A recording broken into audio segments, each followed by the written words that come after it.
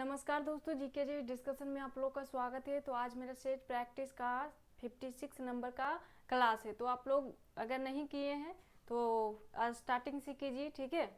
तो चलिए क्वेश्चन देखते हैं। चलिए, फ्यूज तार का उपयुक्त विशेषता क्या है। क्वेश्चन पहला है कि फ्यूज तार का उपयुक्त विशेषता क्या है। क्या छोटा एवं पतला तार या शेष वायरिंग की तुलना में कम प्रतिरोध, या फिर मोटा एवं लंबा, या फिर ज्यादा गलनांक वाला। तो फ्यूज तार का उपयुक्त विशेषता क्या है।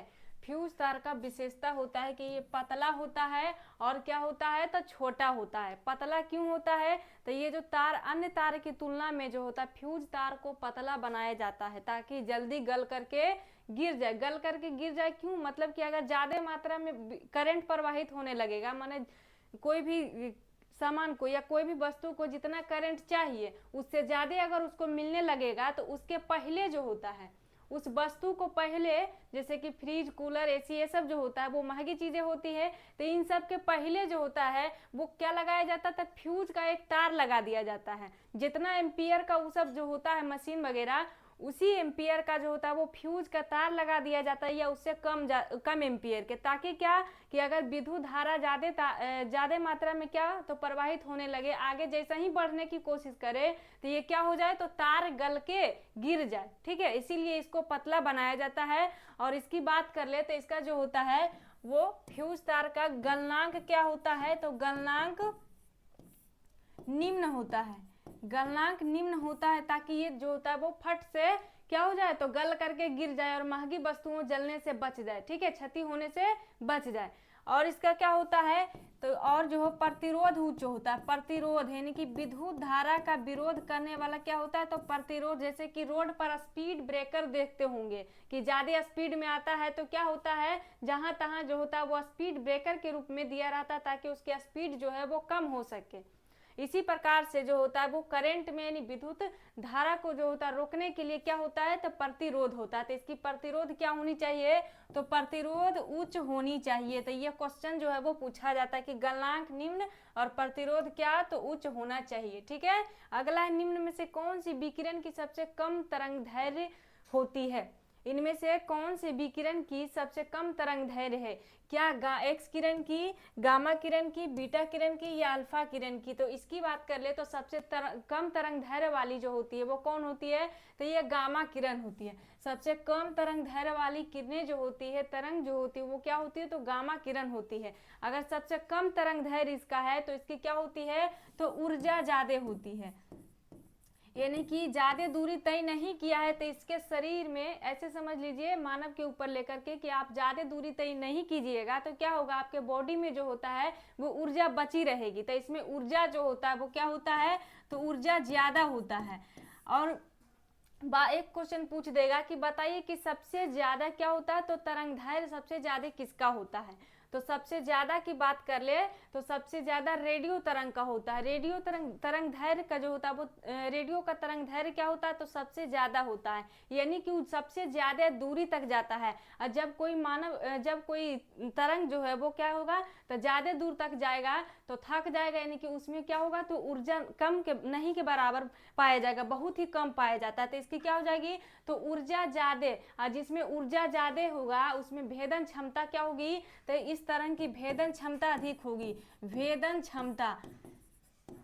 क्षमता क्या होगी तो अधिक होगी। ऊर्जा अधिक होने से क्या होगी तो भेदन क्षमता क्या होगी अधिक होगी। अगर किसी मानव में क्या होता है तो मानव में अगर ऊर्जा ज्यादा, शक्ति ज्यादा होता है उसके अंदर तो क्या होता है वो लड़ने में ज्यादा सक्षम होता है। उसी प्रकार जो होता है वो गामा किरण जो होता है कम दूरी तय करता है तो इसमें क्या होता है ऊर्जा बची रहती है। जब ऊर्जा बची रहती है तो क्या होता है इसमें जो होता है वो ऊर्जा ज्यादा के कारण ये जो होता है वो भेदन क्षमता यानी कि किसी को छेदने की क्षमता इसमें ज्यादा होती है। इसका प्रयोग जो कहाँ किया जाता है तो इसका प्रयोग जो है वो अनाज भंडार में क्या होता है तो अनाज बहुत ज्यादा मात्रा में रखे जाते हैं, उसमें कीड़े वगैरह हो जाता है, उस सबको मारने के लिए जो होता है वो इसका प्रयोग किया जाता है। तो एक क्वेश्चन पूछ देगा कि बताइए कि सबसे ज्यादा तरंग दैर्घ्य किसका होता है। तो सबसे ज्यादा तरंग दैर्घ्य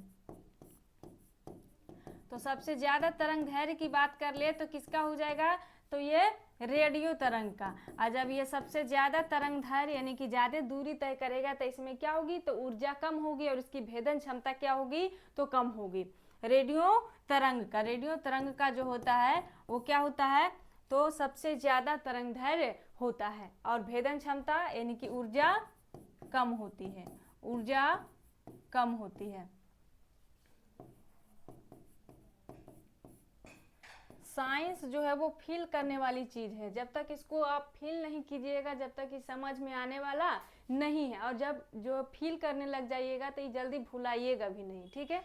चलिए अगला है कि सभी मूल बलों में सबसे दुर्बल कौन है, इन चारों में से सबसे दुर्बल बल कौन सा है, क्या स्थिर विद्युत बल्ब है या चुंबकीय बल या नाभिकीय बल या फिर गुरुत्वीय बल, कौन सा बल जो है वो सबसे दुर्बल है। तो सबसे दुर्बल बल के रूप में जो होता है वो किसको जाना जाता है, तो गुरुत्वीय बल को। किसको, तो गुरुत्वीय बल को सबसे दुर्बल बल के रूप में जाना जाता है। अगला है कि विद्युत चुंबकीय प्रेरण की खोज किसने किया था, किसने, एम्पियर ने, मैक्सवेल ने, फ्लेमिंग ने या फिर फैराडे ने। विद्युत चुंबकीय प्रेरण की खोज किसने किए थे, तो विद्युत चुंबकीय प्रेरण की खोज जो होता है वो किसने किए थे, तो ये मैक्सवेल ने किए थे। कब, तो 1865 ईस्वी में इन्होंने क्या था, विद्युत चुंबकीय सिद्धांत दिया था। विद्युत चुंबकीय सिद्धांत 1865 ईस्वी में इन्होंने दिया था। ये कहाँ के हैं, तो मैक्सवेल की बात कर ले तो ये स्कॉटलैंड के गणितज्ञ और भौतिक शास्त्री है। कहाँ के हैं, तो ये स्कॉटलैंड के,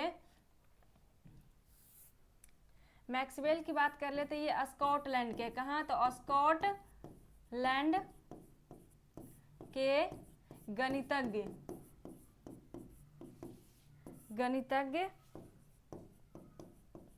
और भौतिक शास्त्री हैं।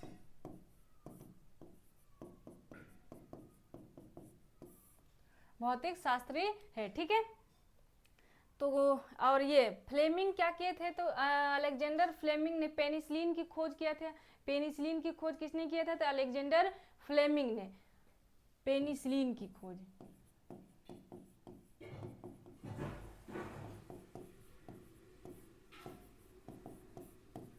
फैराडे की बात कर ले तो फैराडे जो है वो 1831 ईस्वी में विद्युत चुंबकीय प्रेरण की खोज किए थे। विद्युत चुंबकीय प्रेरण की खोज किए थे। फैराडे जो होता है 1831 ईस्वी में विद्युत चुंबकीय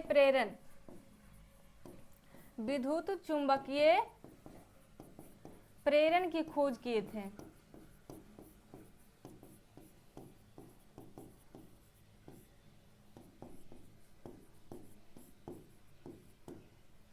और इनकी बात कर ले तो ये फैराडे जो है वो क्या किए थे, तो विद्युत मोटर और विद्युत जनरेटर और इलेक्ट्रिक मोटर और ट्रांसफार्मर ये सब जो है वो इन्हीं के द्वारा जो है वो खोजा गया। विद्युत मोटर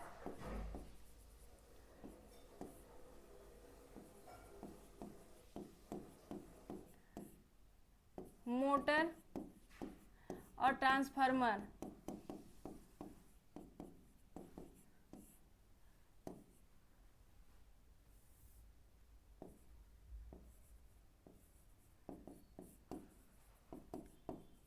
ठीक है।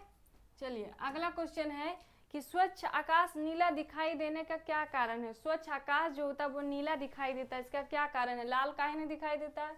अगला क्वेश्चन ऑप्शन है प्रकाश के प्रतिबिंब के कारण, दूसरा है प्रकाश के अपवर्तन के कारण, तीसरा है कि प्रकाश के विवर्तन के कारण और चौथा है कि प्रकाश के फैलाव के कारण। स्वच्छ आकाश नीला किसके कारण दिखाई देता है, तो प्रकाश के प्रकीर्णन के कारण क्या होता है, तो आकाश नीला दिखाई देता है। प्रकीर्णन मतलब क्या होता है, तो फैलाव होता है। तो प्रकीर्णन ना दे करके क्या दे दिया है, बच्चों को फंसाया है कि प्रकाश के फैलाव यानी कि क्या, तो प्रकाश के प्रकीर्णन। तो प्रकाश के प्रकीर्णन के कारण यानी कि फैलाव के कारण जो होता है वो क्या, तो आकाश नीला दिखाई देता है।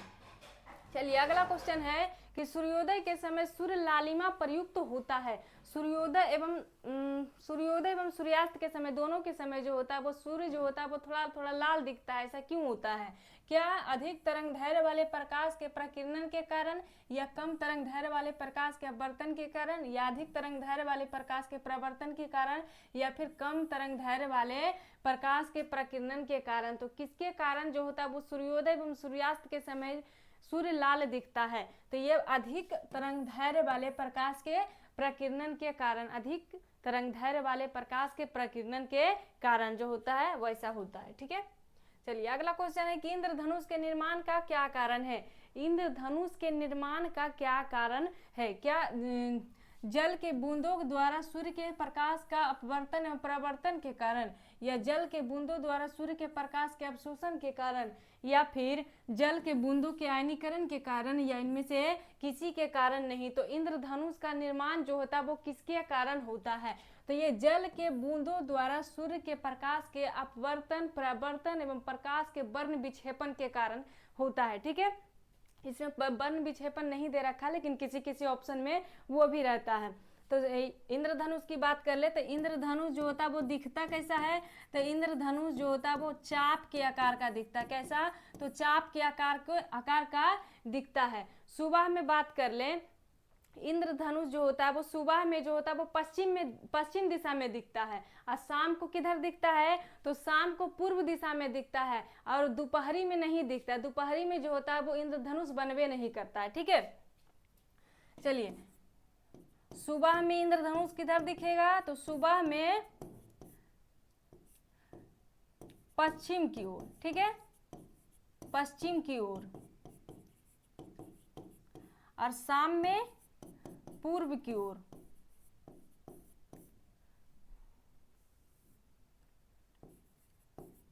शाम में पूर्व की ओर दिखता है, और दोपहरी में जो होता है वो नहीं दिखता। दोपहर में इंद्रधनुष नहीं बनता है, इसका लॉजिक है। ठीक है, इंद्रधनुष नहीं बनता है।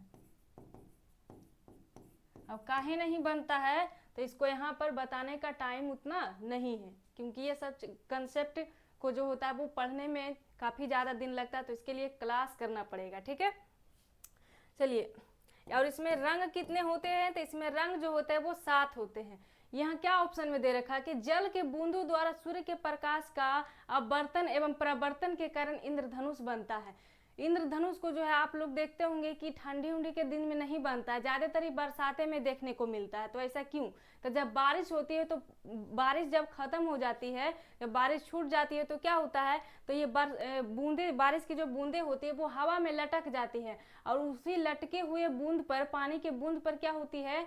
तो वो अगर सूर्य का प्रकाश पड़ता है तो वो सूर्य का प्रकाश 7 रंग में विभक्त हो जाता है। वही 7 रंग जो होता है वो इस टाइप का पट्टी के रूप में दिखता है, वही क्या कहलाता है? तो इंद्रधनुष कहलाता है। ठीक है, और इंद्रधनुष की बात कर लें तो इसमें जो होता है ऊपर ये बैगनी और नीला रंग, बैगनी रंग और क्या तो लाल रंग, ये जो होता है वो दोनों साइड में रहता है। बाकी इसमें 7 कलर होते हैं। इसमें कितने कलर होते हैं? तो इसमें 7 कलर होते हैं।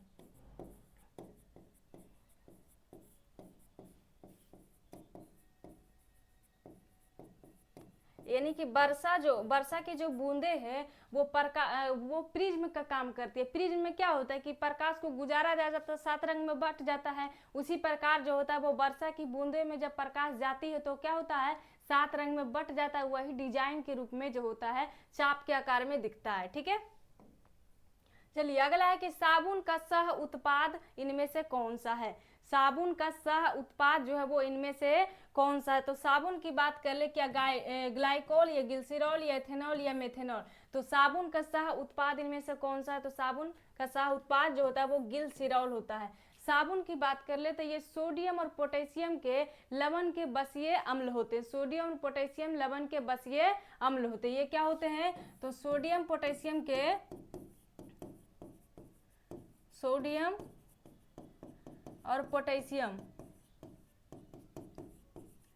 पोटेशियम लवण के बसीय अम्ल होते हैं। क्या होते हैं? बसीय अम्ल होते हैं।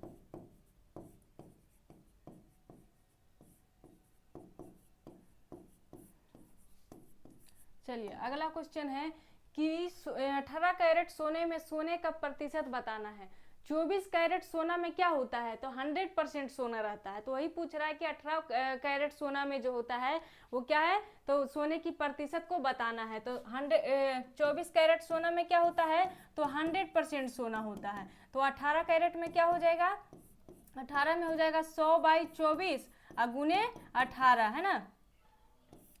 3 बार में काट के तो 8 तिहाई 24 और 6 तिहाई 18, 2 चौका 8 और 3 दूना 6, 5 चौका 100, तो क्या हो गया 75%। 75% जो है वो सोना है, ठीक है, 18 कैरेट में।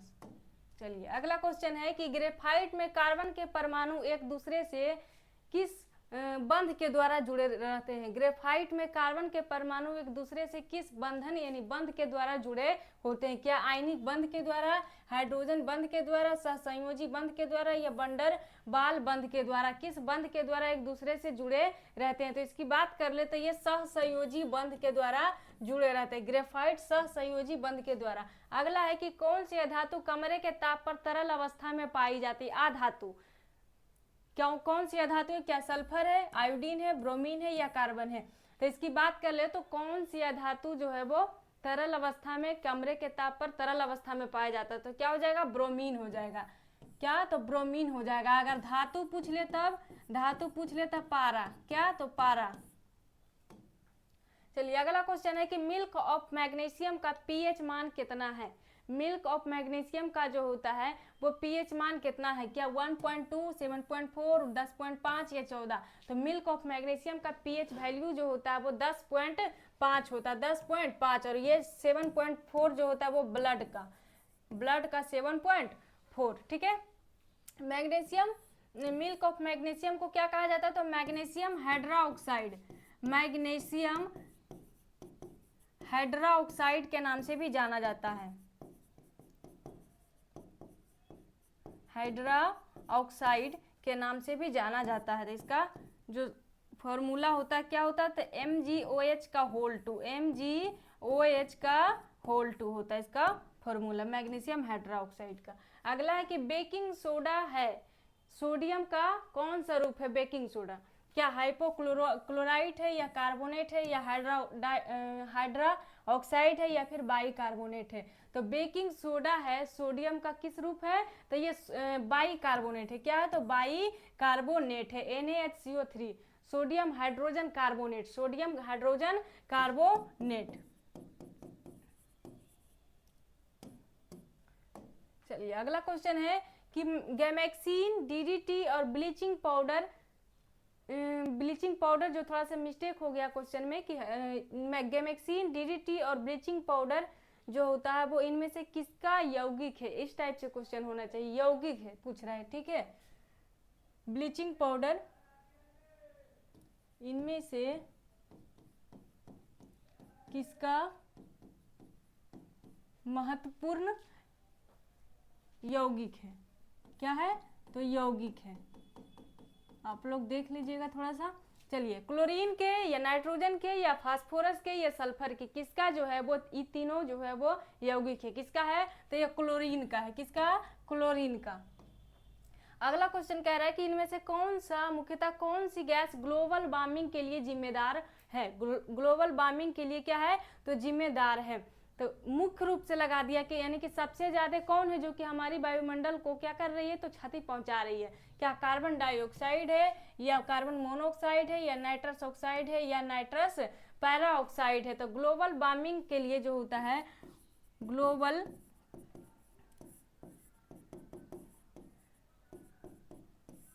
मीथेन, कार्बन डाइऑक्साइड और CFC, ये तीनों गैसें जो होती है वो क्या होती है, अगर ज्यादा मात्रा में होने लगे तो ये क्या हो जाएगी, हमारी वायुमंडल जो है इससे क्या होगा, तो इससे जो होता है प्रभावित ज्यादा मात्रा में होने लगती है और इससे क्या होती है, तो जलवायु परिवर्तन भी देखने को मिलता है। यानी कि देखते होंगे आप लोग जलवायु परिवर्तन, थोड़ा गर्मी में ठंडी ऐसे देखने को मिलता है, माने मौसम चेंज हो जाता है, ठीक है।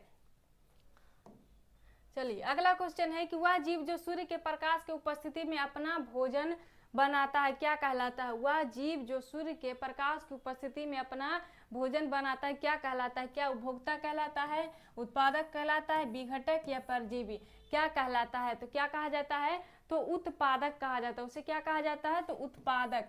जो जीव सूर्य के प्रकाश की उपस्थिति में अपना भोजन तैयार करता है तो वो क्या कहलाता है? उत्पादक कहलाता है। उत्पादक के अंतर्गत जो होता है वो पेड़ पौधे तो आते ही हैं, क्योंकि ये जो होता है वो सूर्य के प्रकाश से क्या करते हैं? तो प्रकाश संश्लेषण की क्रिया करते हैं। इसके अलावा छोटे छोटे जीव वगैरह, विषाणु, वायरस, ये सब भी आते हैं। ठीक है,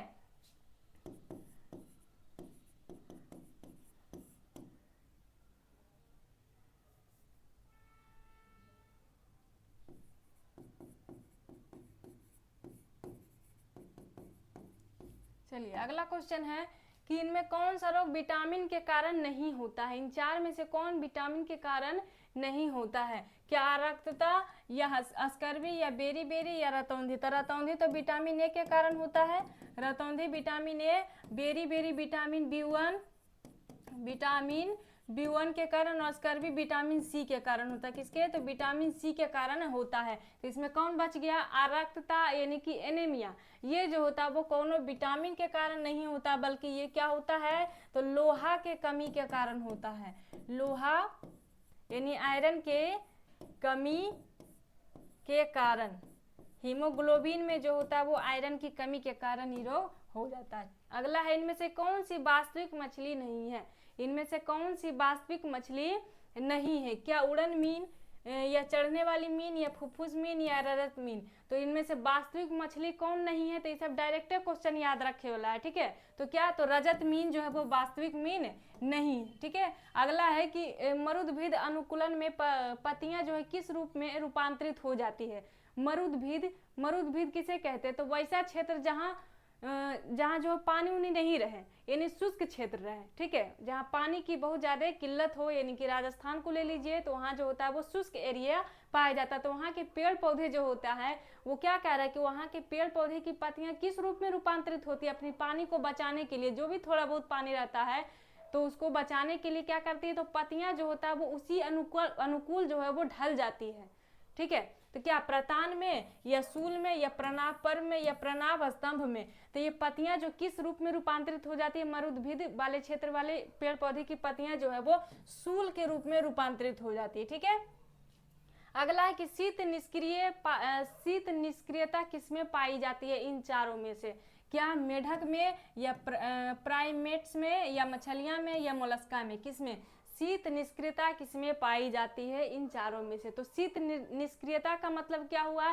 तो ठंडी के दिन में वैसा जीव जो ठंडी के दिन में जो होता है वो कुछ महीने के लिए बिल में चला जाता है, तो ऐसे जीव को हम क्या कहते हैं? तो शीत निष्क्रियता के अंतर्गत रखा जाता है।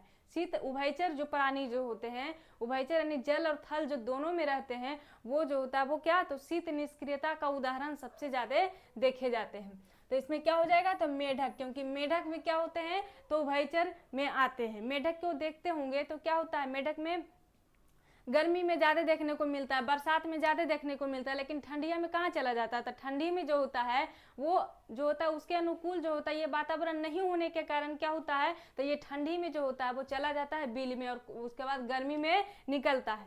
ठीक है,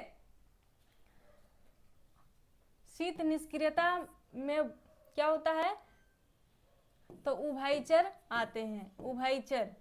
उभयचर प्राणी जो होता है वो शीत निष्क्रियता, सांप वगैरह को भी देखिएगा तो सांप क्या होता है? गर्मी में ज्यादा दिखता है और ठंडी में कम में दिखता है, तो कहाँ चला जाता है भाई? तो चला जाता है अंदर अपना बिल में। ठीक है,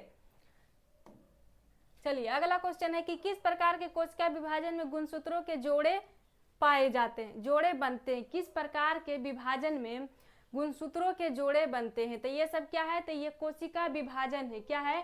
तो ये विभाजन की प्रक्रिया है। माइटोसिस या मियोसिस, यहाँ मियोसिस होगा, माइटोसिस या मियोसिस या अमाइटोसिस या फिर इनमें से सभी। किस प्रकार के विभाजन में गुणसूत्र के जोड़े बनते हैं?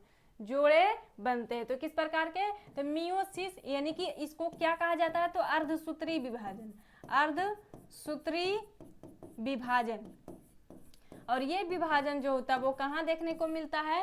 तो यूकैरियोटिक कोशिका में। और मानव जो है वो किस में आता है? तो यूकैरियोटिक कोशिका, और बड़े बड़े जानवर जो होते हैं वो किस में आते हैं, तो ये यूकैरियोटिक कोशिका में आते हैं। इसलिए मियोसिस या फिर अर्धसूत्री विभाजन जो होता है वो इसी के अंतर्गत आते हैं। और इसमें ये विभाजन जो होता है वो यूकैरियोटिक कोशिका में देखने को मिलता है। और यूकैरियोटिक में जितने भी जीव जंतु आते हैं उसमें क्या होगा, तो ये अर्धसूत्री विभाजन देखने को मिलता है। माइटोसिस का जो है वो समसूत्री विभाजन इसको कहते हैं। क्या कहते हैं, तो समसूत्री विभाजन के नाम से जाना जाता है। ठीक है, चलिए अगला क्वेश्चन है कि निम्नलिखित में से कौन सी ग्रंथि नहीं है, निम्नलिखित में से कौन सी पाचक ग्रंथि नहीं है। क्या गुर्दा और फुफ्फुस या यकृत और अग्नाशय लार ग्रंथि एवं यकृत एवं लार ग्रंथि एवं अग्नाशय कौन सा जो है यकृत कौन सी पाचक ग्रंथि नहीं है।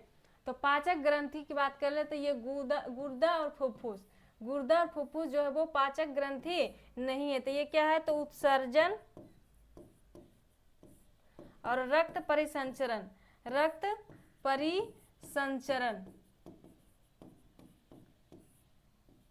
तंत्र। ठीक है, उत्सर्जन यानी कि गुर्दा के द्वारा क्या होता है, तो उत्सर्जन होता है, और फुफ्फुस के द्वारा क्या होता है, तो रक्त परिसंचरण यानी कि रक्त का स्थानांतरण यानी रक्त का आवागमन होता है।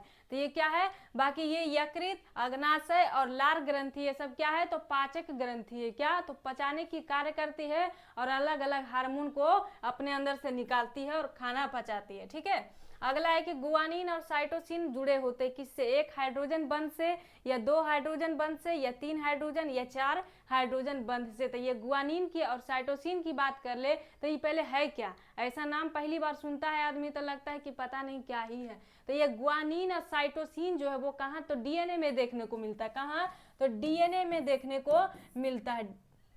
और डीएनए जो होता है उसकी संरचना काफी जटिल होती है। डीएनए में देखने को मिलता है।